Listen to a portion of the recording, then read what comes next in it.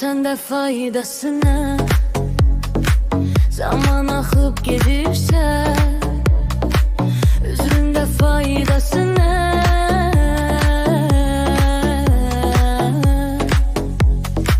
Olanlar olup geçip Katar yola düşüpse bu Katar'da yerin yok.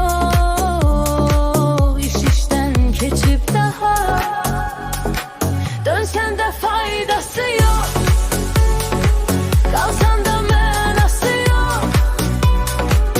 Benim isti kalbimde daha sana yer yok.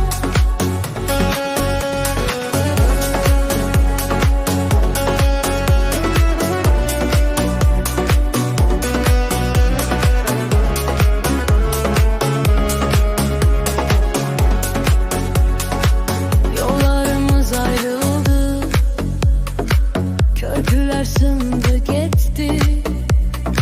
Sen alovdun, ben ateş,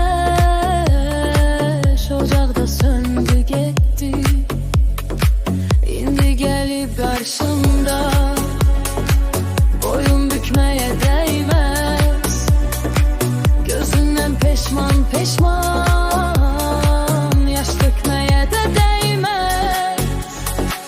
Dönsen de faydası yok. Kalsan da menası yok. Benim isti kalbimde daha sana yer yok.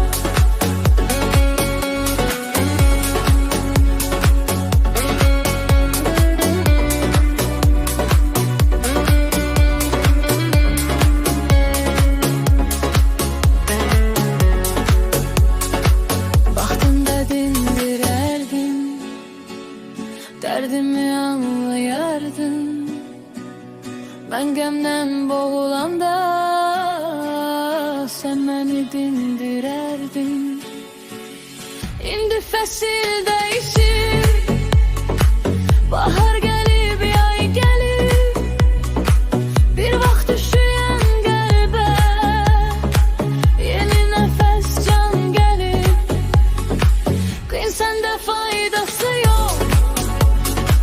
Kalsan da menası yok. Benim isti kalbimde daha sana yer yok.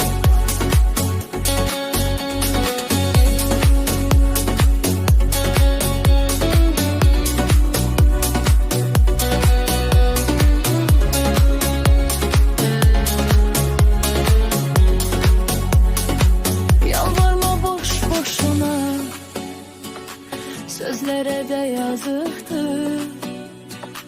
Ağlama boş boşuna, gözlere de yazıktır. Dönsen de fayda